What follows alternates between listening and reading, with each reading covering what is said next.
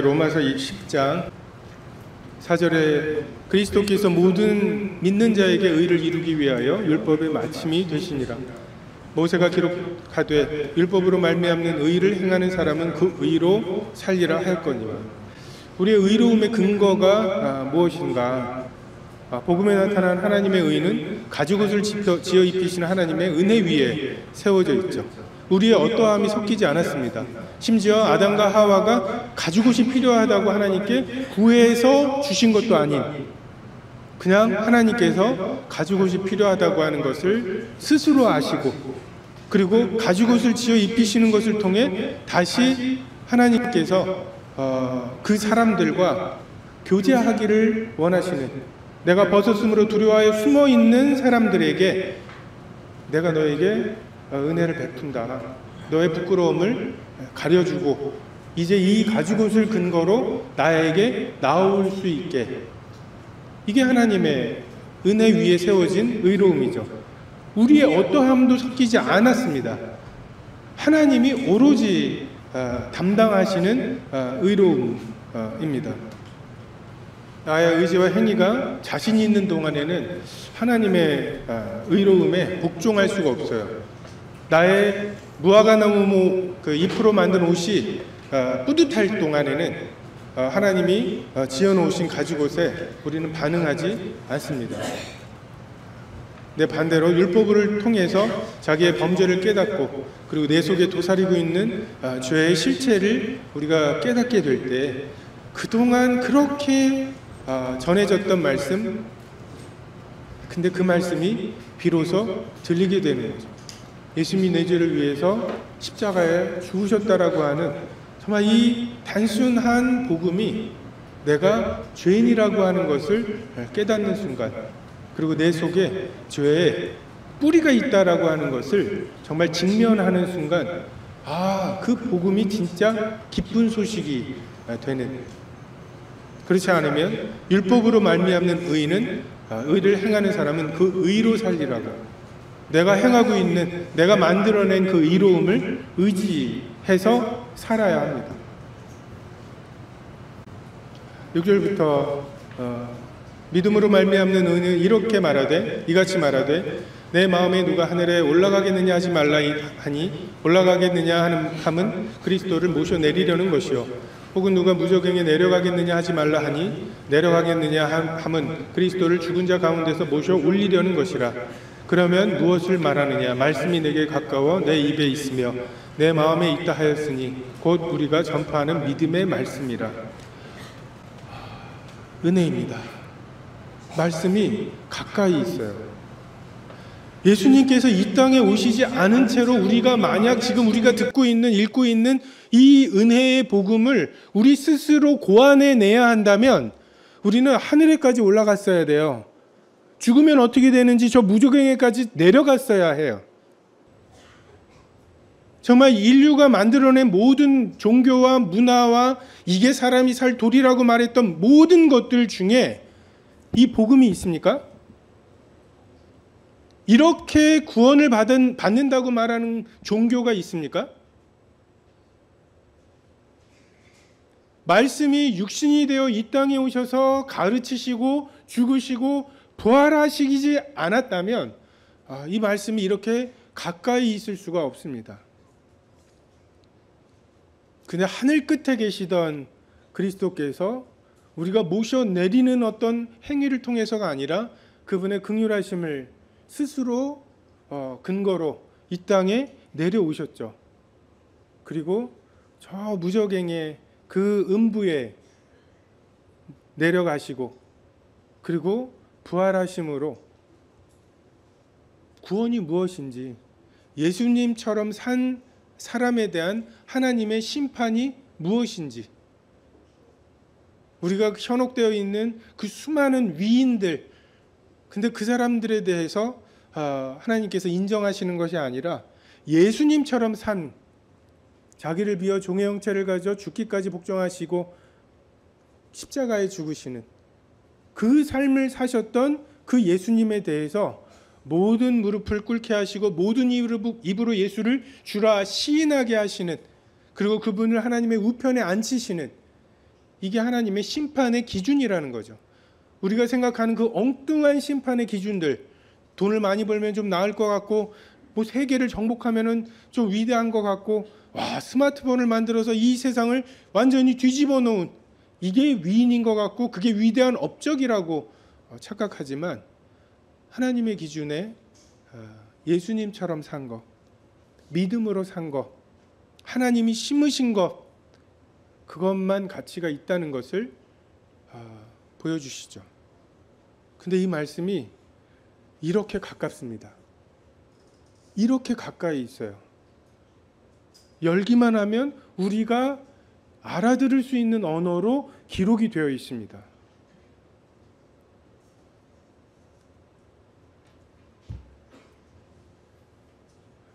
지금이 만날 만한 때입니다. 지금이 들을 만한 때입니다. 지금이 읽을 만한 때입니다. 말씀이 이렇게 가까이 있으면서 또 한편으로 우리의 마음이 낮아져 있는, 이것이 맞기가 쉽지가 않아요. 정말 그 막 천식으로 고생하시면서 믿기를 바라시는데 그 천식 때문에 복음을 듣기가 막 어려우셔서 막 전하는 사람도 듣는 사람도 안타까워했던 막 그런 경험들이 있습니다. 지금 들을 만한 때, 그리고 내 마음도 하나님이 준비시키셔서 듣기를 바랄 때, 이때를 잡아야 합니다. 9절에 내가 만일 내 입으로 예수를 주로 시인하며 또 하나님께서 그를 죽은 자 가운데서 살리신 것을 내 마음에 믿으면 구원을 받으리라. 사람이 마음으로 믿어 의에 이르고 입으로 시인하여 구원에 이르느니라. 성경에 이르되 누구든지 그를 믿는 자는 부끄러움을 당하지 아니하리라 하니 유대인이나 헬라인이나 차별이 없음이라. 한 분이신 주께서 모든 사람의 주가 되사 그를 부르는 모든 사람에게 부요하시도다. 누구든지 주의 이름을 부르는 자는 구원을 받으리라. 이 말씀의 능력은 믿음을 이루시는 능력이 있습니다. 예수가 믿어져요. 유대인은 표적을 구하고 헬라인은 지혜를 찾는 이때에 십자가에 못 박히신 예수 그리스도를 전하는데 이분이시구나라고 하는 믿음이 생깁니다. 이것을 대신할 수 있는 것이 없습니다. 마음으로 믿어진 것이 나의 의로움의 증상입니다. 바라는 것들의 실상이요 보이지 않는 것들의 증거가 됩니다. 우리 마음에 다른 것은 몰라도 그분이 하나님이시라는 것, 그분이 메시아시라는 것, 그분이 내 죄를 사하시는 분이라는 것을 우리가 어떻게 알게 되느냐? 내 마음에 믿어져요. 죄사함의 확신으로부터 나오는 그 샘솟는 기쁨이 있습니다. 그 자신감이 있어요. 담대함이 있어요. 그 어떤 율법의 행위로도 만들어낼 수 없었던 그것이 내가 그냥 이 모습으로 하나님께 나아가면, 그래서 하나님께 넋두리처럼 그 골방에서 탄식하고 술 취한 여인처럼 그 고백을 하는 이것을 하나님이 받으신다고 하는 확신은 이 가까이 계신 말씀, 이 말씀이 우리에게 들려졌을 때 우리 속에 이루어진 믿음, 그 믿음이 증거입니다. 바라는 것들의 실상이 되는 거죠. 이 믿음이 예수 그리스도를 시인하게 만드는 능력이 있습니다. 나 이제 그 짓 못하겠어. 이 로마서 당시에 로마에 있는 사람들, 그 네로를 황제라고 그리고 그를 주라고 고백해야 되는 때에 예수가 주님이시라고, 카이사르가 영웅으로 대접받는 때에 승전보가 있다고 하면서 예수 그리스도의 십자가의 죽음을 통한 승리를 전하는, 얼마나 우스워 보이고 부끄러워 보이고 미련해 보이겠습니까? 근데 이 시인을 합니다. 나 바로 그분을 믿어. 그래서 난 그 짓을 못하겠어.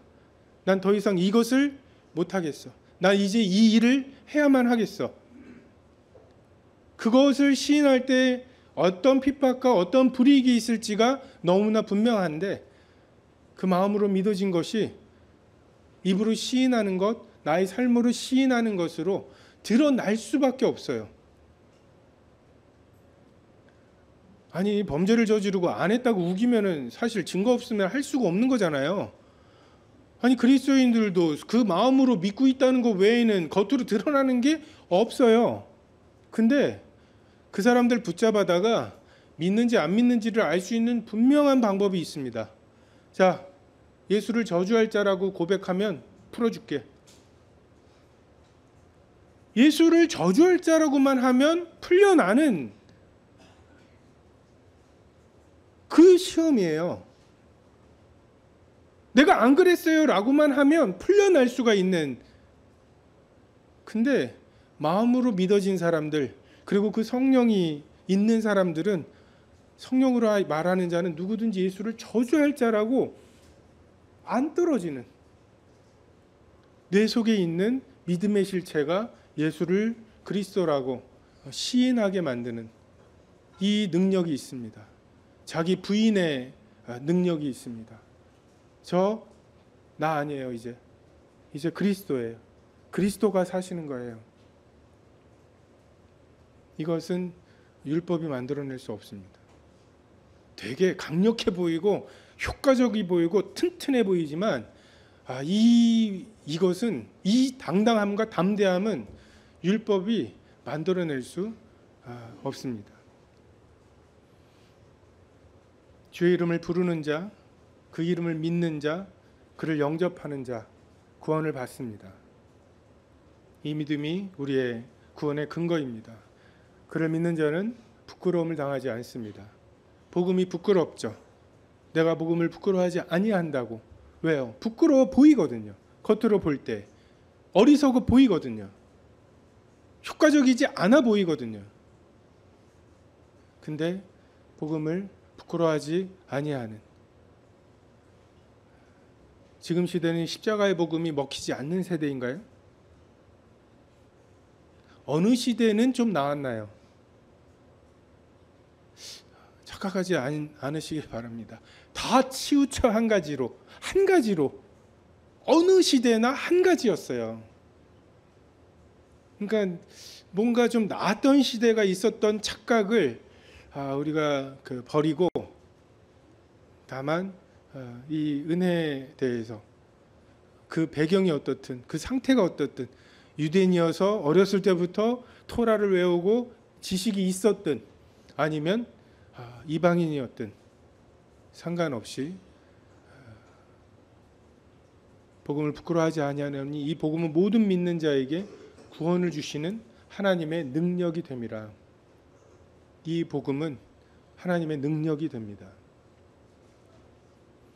표적을 구하는 유대인들에게 이 복음이 해답이에요. 표적을 구한다는 건 능력을 구하는 거잖아요. 사람을 변화시키시는 능력, 이것이 유대인들에 대한, 그리고 이 복음이 하나님의 능력과 지혜라고 말씀하시죠. 가장 지혜로운 것처럼 사람들에게 전달을 해도 그것이 2000년을 가지는 않습니다. 이 복음이 지금 2000년을 왔습니다. 가장 지혜로우신 방법입니다. 14절부터 그런즉 그들이 믿지 아니하는 일을 어찌 부르리요? 듣지도 못한 일을 어찌 믿으리요? 전파하는 자가 없이 어찌 들으리요? 보내심을 받지 아니하였으면 어찌 전파하리요? 기록된 바 아름답도다 좋은 소식을 전하는 자들의 발의함과 같으니라. 그러나 그들이 다 복음을 순종하지 아니하였도다. 이사야가 이르되 주여 우리가 전한 것을 누가 믿었나이까 하였으니 그러므로 믿음은 들음에서 나며 들음은 그리스도의 말씀으로 말미암았느니라. 오병이어의 기적보다 내가 너에게 이른 말이 영이요 생명이라고. 이 엄청난 구원의 역사를 하나님은 어떻게 하시느냐 하면, 거창한 성전을 지어놓고 그 금으로 도배해 놓고 그 안에서 하나님이 말씀하신 절차에 따라서 정확하게 번제를 드리는, 이것으로 하나님이 이 일들을 이루시는 게 아니라, 믿음은 들음에서, 들음은 그리스도의 말씀으로 말미암는, 너희가 성령을 받은 것이 듣고 믿음에서냐고. 율법을 지키는 율법의 행위에서냐고. 그냥 듣고 믿음이에요. 실망스러우신가요? 이것을 원하셨던 게 아닌가요?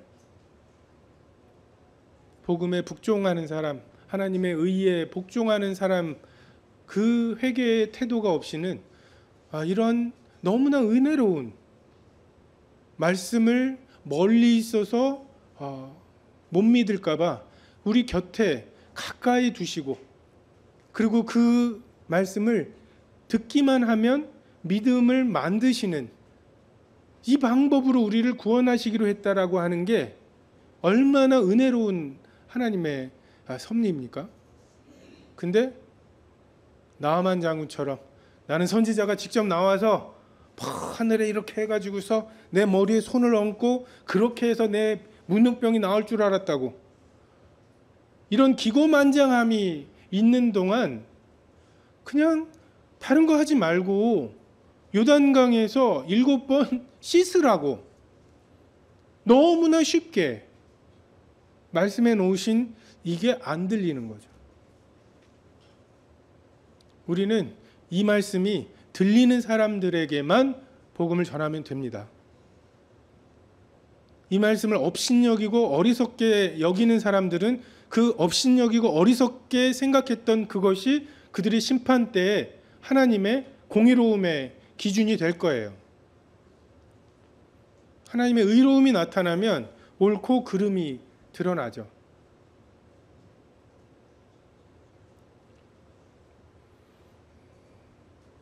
신비하고 지혜로운 그럴듯해 보이는 방법에 현혹되는 사람들은 불쌍하게 속은 사람들이 아니라 교만한 사람들입니다. 영생의 말씀을 경험한 사람들, 그 오병이의 기적 이후에 영생의 말씀이 주께 있는데 우리가 누구에게 가겠습니까? 이 사람들만 결국 남았습니다. 이것 외에 다른 그 사람을 얻을, 교회에 나오게 만들 다른 동기는 없습니다. 어느 시대에나 가능하죠. 성전은 무너지고 성전의 제사가 사라졌어요. 그러니까 유대인들은 2000년 동안 죄를 사할 제사가 없었던 거예요. 성전이 있어야만 하고 어떤 행식과 정차가 있어야만 하고 뭔가 그 제사장들이 있어야만 하는 이런 방식으로 하나님께서 구원을 말씀하시지 않고 믿음은 들음에서, 들음은 그리스도의 말씀으로 말미암는다고 말씀하십니다. 이 단순함, 저는 그 참크레카 있죠? 딱 그 참크레카 맛 같은, 우리가 보통 밥맛이라고 그러잖아요. 근데 정말 우리가 뭐 어디 가서 뭐 음식 먹었을 때 뭐 갈비 먹었다, 잡채 먹었다 이런 말을 하지, 밥 맛있더라고, 이건 요게 가깝죠. 밥이 맛있다, 김치가 맛있다, 막 이 말은. 근데 진짜 밥이 없이 갈비를 먹는다 라고 생각을 했을 때, 피자를 먹을 때 위에 뭔가를 막 많이 얹죠. 근데 그게 밑에 그 밀가루가 있어야 피자가 되는 거죠. 이 단순한, 그리고 이게 다야? 아니, 이게 구원의 방법이라고? 근데 그게 하나님이 사람을 구원하시는 방법입니다. 이 단순함에, 그리고 이 기본에 우리가 충실할 필요가 있습니다. 요즘 학생 청년들의 시선을 끌기가 되게 어렵대요. 이거는 교회에서 하는 얘기가 아니라 그 광고 찍는 사람들의 이야기입니다. 너무 현란한 것들을 어렸을 때부터 많이 봐왔기 때문에, 그리고 그냥 리모컨 조금만 그 지루해도 이렇게 돌리는 세대이기 때문에 얘네들에게 어떻게 광고를 해서 기억에 남게 만들까가 엄청난 고민이라고 합니다. 유튜브 한번 잘못 들어가면은 정말 그 알고리즘이 우리를 안내해 주죠. 푸른 초장과 맑은 시냇가로 언제 여기까지 왔는지 모르게끔 육신의 정욕과 안목의 정욕과 이생의 자랑이 우리의 문화이고, 심지어는 우상 숭배하지 말라고 하나님이 제1계명에 말씀하셨는데 지금 아이돌이에요. 그냥 대놓고 얘기해요. 우리가 아이돌을 좋아하고 아이돌의 가사를 외웁니다. 머리 나빠서 암송 못하는 거 아니라니까요.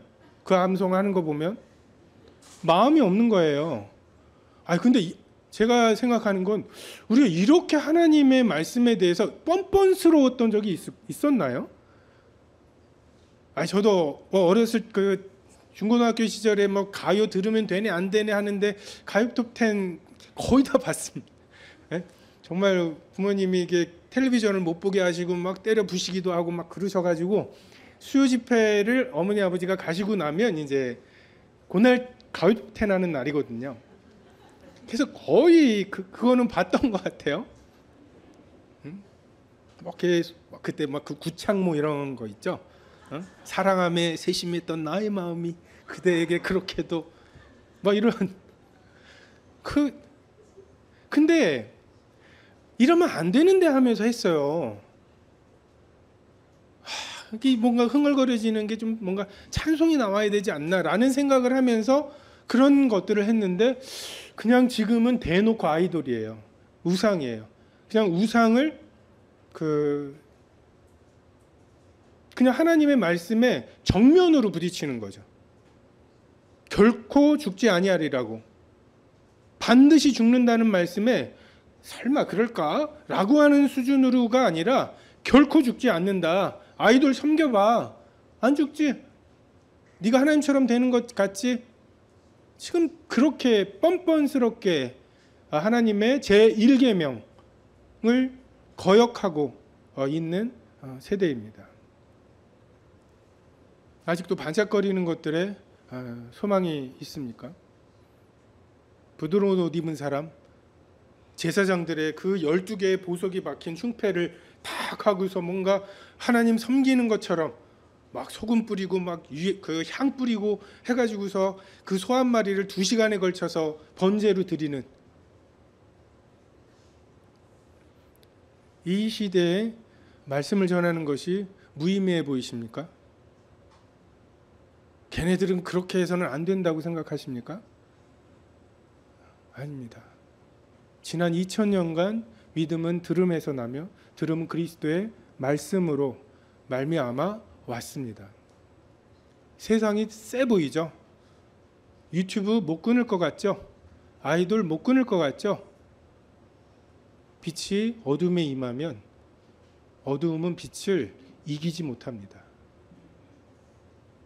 그렇게 복음의 바통이 2000년을 왔고 그것이 우리에게서 멈추지. 이 시대, 이 세대, 우리가 너무 이 세대를 또 전능하게 만들어버리는 것 같아요. 되게 막 그 엄청난 세대인 것처럼 그 하나님을 높이는 게 아니라 이 복음과 복음에 나타난 하나님의 의로움과 그 복음을 통해서 믿음을 주실 수 있는 능력을 의지하고 높이는 게 아니라 이 세대 너무 세요. 요즘 세대들 그걸로 안 돼요. 그렇습니까? 하나님이 착각하신 거예요? 나는 2000년 정도에 올 줄 알았지 2000년 넘어서까지 내가 안 오게 될 줄은 몰랐어. 그 이후의 삶의 그 이후의 죄에 대해서는 그 시대에 대해서는 내가 사실은 대책이 없었어 라고 하시겠습니까? 무슨 뭐 세계정부 일루미나티 막 음모론 막 이런 얘기들 하시는데 그분들 얘기를 잘 들어보면 일루미나티가 전지전능해요. 어떻게 이렇게 일관성 있게 자기의 생각과 막 계획대로 이걸 다 해갔다고 착각하지 마십시오. 지금은 막는 존재가 있으십니다. 너무 그런 거에 현혹되지 마시고 그냥 원본에 믿음은 들음은 그리스도의 말씀으로 말미암는 이것에 우리의 마음을 쏟으시기를 바랍니다. 18절에 그러나 내가 말하노니 그들이 듣지 아니하였느냐? 그렇지 아니하니 이 소리가 온 땅에 퍼졌고 그 말씀이 온 땅 끝까지 이르렀도라 하였느니라. 그러나 내가 말하노니 하나님 이스라엘이 알지 못하였느냐? 먼저 모세가 이르되 내 백성 아닌 자로서 너희를 시기나게 하며 미련한 백성으로서 너희를 노엽게 하리라 하였고 이사야는 매우 담대하여 내가 나를 찾지 아니한 자들에게 찾은 바 되고 내게 묻지 아니한 자들에게 나타났노라 말하였고 이스라엘에 대하여 이르되 순종하지 아니하고 거슬러 말하는 백성에게 내가 종일 내 손을 벌렸노라 하였느니라. 공정함을 바라십니까? 율법을 바라는 사람들은 공정함을 바랍니다. 무화과 나무로 잎으로 만든 옷의 매력은 자기가 준비할 수 있다는 거예요. 하나님의 은혜를 기다리지 않아도 된다는 거예요.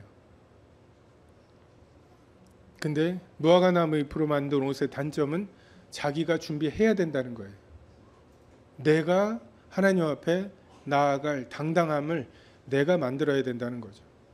왕이 주는 예복이 자신의 옷보다 더 낫다고 생각하지 않는 동안에는 우리가 그 옷을 받을 수 없습니다. 왜요?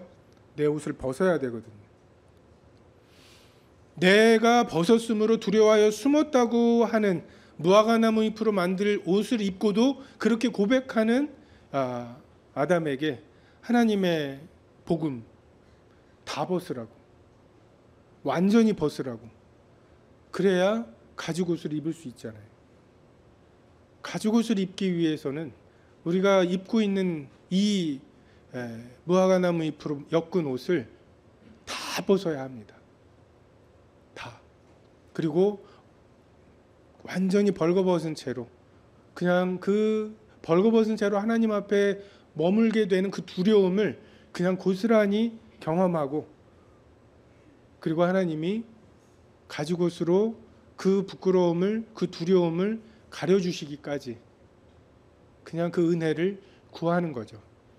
이게 하나님의 의에 복종하는 태도입니다. 회개는 하되 몇 가지 율법을 섞으라는 게 아니라 완전히 벗으라고 말씀하십니다. 우리에게 필요한 것은 하나님의 공정함이 아니라 그분의 은혜의 주권입니다. 낳기도 전에, 선악을 행하기도 전에 큰 자가 작은 자를 섬기리라고 정하시면 그대로 되는 그냥 그 주권, 한 덩어리에서 귀 있을 천이 있을 그릇을 정하실 수 있는 주권, 그 주권 외에는 우리에게 소망이 없습니다. 만드신 만물을 통해 이미 핑계할 수 없는 증거들을 보여주셨고 선지자들을 통해 여러 모양 여러 부분으로 이미 말씀해 주셨죠. 이 모든 날 마지막에 아들을 통해서 하나님이 계획하신 의로움의 수준이 무엇인지, 마음을 다하고 목숨을 다하고 뜻을 다하고 힘을 다하여 주 너희 하나님을 사랑하는 게 무엇인지, 내 이웃을 내 자신같이 사랑하라는 게 무엇인지를 예수님을 통해서 율법의 마침이 되셨어요. 이게 율법이다. 난 주일날 빠진 적이 없어요. 이 수준이 아니라고 말씀하시는 거죠. 근데 못 알아들어요. 마음이 높아서. 애굽에서 10가지 재앙과 홍해를 마른 땅으로 건너게 하신 것, 이것으로 하나님의 어떠하심을 분명히 드러내셨고 정말 40년간 그들을 광야에서 먹이시고 입히시고 인도하신 그 은혜를 구름기둥과 불기둥으로 분명히 보여 알게 되었지만 그들은 알지 못했습니다. 다만 여리고의 기생이었던 라합은 너희가 애굽에서 나올 때에 여호와께서 너희 앞에 홍해물을 마르게 하신 일과 너희가 요단 저쪽에 있는 아모리 사람의 두 왕 시온과 옥에게 행한 일, 곧 그들을 전멸시킨 일을 우리가 들었습니다. 우리가 듣자 곧 마음이 녹았고 너희로 말미암아 사람이 정신을 잃었나니 너희 하나님 여호와는 위로는 하늘에서도 아래로는 땅에서도 하나님이시라고. 이게 라합의 고백이에요. 백성 아닌 자들은 오히려 그 소문으로 들리는 기록된 율법의 말씀과 성막의 제사와 이런 것이 없이, 아침마다 내리는 만나 이런 것이 없이도 내가 찾지 않은 자들에게 찾음이 되는 이 은혜가 우리에게 미쳤죠. 기근을 피하여 모압 땅에 갔던 나오미 가족에 비해서 정말 그들은 유대인이었고 정말 하나님의 빵집이죠. 베들레헴에 거하다가 기근이 있어서 떠났는데, 반면에 룻은 나오미가 그리고 그 가족이 가장 비참해졌을 때, 근데 룻은 어머니의 하나님을 발견했죠. 내가 돌아가려고 하는 게 뭐 그냥 모압 사람에게 가서 또 내가 결혼할 자신도 없고 이게 아니라 어머니의 하나님이 나의 하나님이 되셔야 한다고. 아니, 시아버지, 자기 남편, 시동생까지 다 죽었잖아요. 그 와중에 보이는 사람은 봅니다. 들을 귀가 있는 사람은 듣습니다. 찾지 않는 자들에게 찾은 바 되고, 그래서 그들을 통해서 이스라엘이 시기나게 하시는, 그래서 이스라엘에게 아브라함에게 하셨던 그 약속을, 그래서 이스라엘 중에 그 남은 자들을 다시 추수하시는 일들을 하십니다. 하나님께서는 이스라엘에 대해 여전히 손을 벌리고 계시는, 이 10장까지를 통해서 사도 바울은 율법과 은혜의 논쟁에 대해서 이제 총 정리를 합니다. 율법이냐 은혜냐, 나를 신뢰할 것이냐, 하나님의 주권을 의탁할 것이냐, 정말 모든 사람이 죄를 지었느냐, 그 나는 70점은 넘지 않느냐, 이 논쟁이죠. 구원을 율법으로 받으려 하고 또 성화를 율법으로 이루려고 하는 가장 사소한 시도에 대해서도 바울은 조금도 여지를 두지 않습니다. 베드로조차도 거리꼈던 그 야고보에게서 온 사람들, 그 형제들, 근데 그것에 대해서 좋은 게 좋은 거지 라고 하지 않았어요. 면책했죠. 왜 그렇게 하느냐고. 그리고 예루살렘에 가면 결박당할 거라는 걸 알면서도 이 이방인들이 모은 헌금으로 유대인 예루살렘에 있는 그 교회의 궁핍함을 돌아보는 것으로 유대인과 이방인의 교회가 하나가 되어야 하는 이 은혜의 복음을 전하는 일을 마치는 일, 이것을 하는 것에 사도 바울은 죽지 뭐, 갇히지 뭐, 아무런 고민이 없었어요. 부르신 자들을 의롭다 하시고 의롭다 하신 자들을 영화롭게 하시는 이 모든 구원의 여정에 율법은 아닙니다. 믿음은 들음에서, 들음은 그리스도의 말씀으로 말미암는 그 믿음 주시는 하나님의 말씀의 능력, 이것 외에 다른 방법이 없습니다. 이 복음은 우리를 부끄럽게 만들지 않습니다. 주의 이름을 부르는 자는 부끄러움을 당하지 않습니다. 이 소망이 우리를 부끄럽게 하지 아니함은 성령으로 말미암아 하나님의 사랑이 우리 마음에 부어졌기 때문에, 그 부음받은 사랑이 율법 너머를 이루고야 말 것입니다. 조금은 남겨놓는 게 효과적이지 않을까요? 주일 성수나 11조 정도는 좀 남겨놓는 게 좀 낫지 않을까. 근데 무엇에 나은가요? 보면은, 실제적으로 보면 율법은 사람을 사납게 만듭니다. 38년 된 병자가 침상을 들고 걸어가는데 다행이다가 아니라 안식일인데? 라는 생각을 하게 만들어요. 집 나간 아들이 돌아왔는데 형의 마음에 쟤는 분명히 자기 유산 가지고 갔어.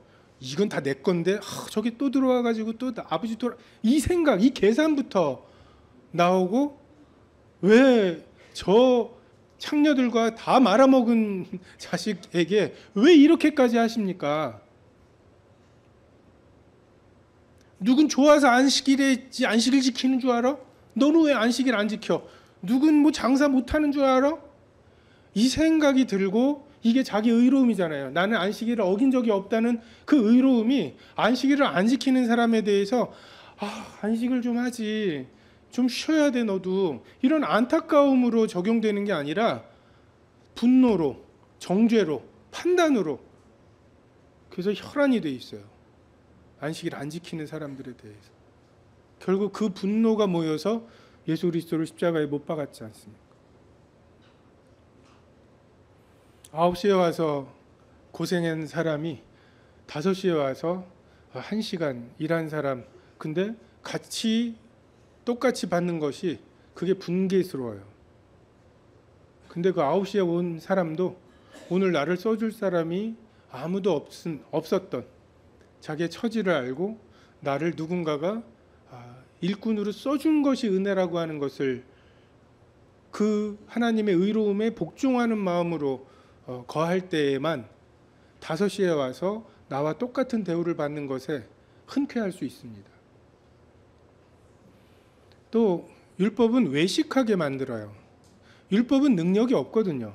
거룩하게 살 능력이 없습니다. 하나님을 기쁘시게 할 동기가 일어나지 않아요. 근데 그런 척 해야 되잖아요. 교회 와서 선한 척, 지난주에 잘 산 척, 나 7번 다 읽었어, 나 이런 것도 깨달았어, 막 그런 걸 뭔가 자랑하려고 하고 드러내려고 하고, 너만 그러냐 하면서 딱 고린도 교회에서 니네만 은사 받았냐, 우리도 은사 받았어 하고 한 사람 예언하고 있는데 이쪽에서도 막 예언하고 질서도 없고, 막 하나님이 교회를 섬기라고 주신 은사를 가지고서 우리의 개바파 뭐 아볼로파 해가지고서 그걸로 서로가 싸우는 그 무기로 쓰고, 근데 그렇게 해서 외식하면서 와가지고서 자기 잘 산 것처럼 자랑하고 갈 때 외로워요. 내가 아닌 것들을 가지고서 대단하시네요, 이 소리도 내가 아닌 것이 들었거든요. 진짜 나를 알고 나를 보고도 나를 사랑해 줄까? 교회가 살벌하죠. 되게 그냥 책 잡히지 않으려고 이렇게 서로 눈치 봐야 되고, 또 센 척 해야 되고, 이쁜 척 해야 되고, 잘 산 척 해야 되고, 의로운 척 해야 되고, 진짜 나는 나누지도 못하고.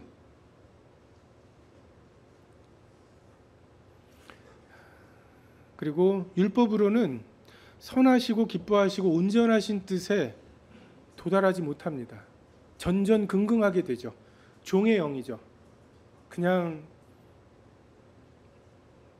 강도 만난 자, 죽은 것 같아, 저거 만지면 안 될 것 같아, 분명히 성경에 써 있잖아, 시체를 만지지 말라고. 그냥 그것에 말은 맞아요. 성경에 써 있어요, 시체를 만지지 말라고, 부정한 거라고. 근데 그 율법에 그냥 매여 있어 가지고서 그 율법을 전전긍긍하면서 지키는 사람은 그 시체를 만질 뻔했는데 안 만지고 피해간 거.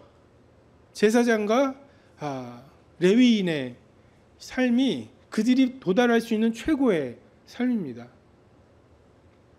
근데 그 마음에 불쌍히 여겨. 하나님이 그 마음에 쟤 불쌍하지 않니?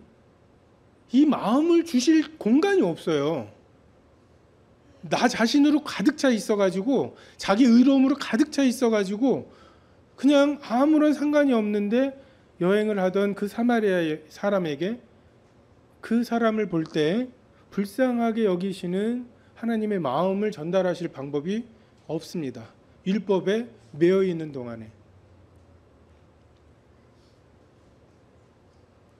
근데 하나님의 그 사랑에 부음바 되어서, 그것이 동기가 되어서 하나님이 나를 사랑하신 것이 우리의 새로운 계명이잖아요.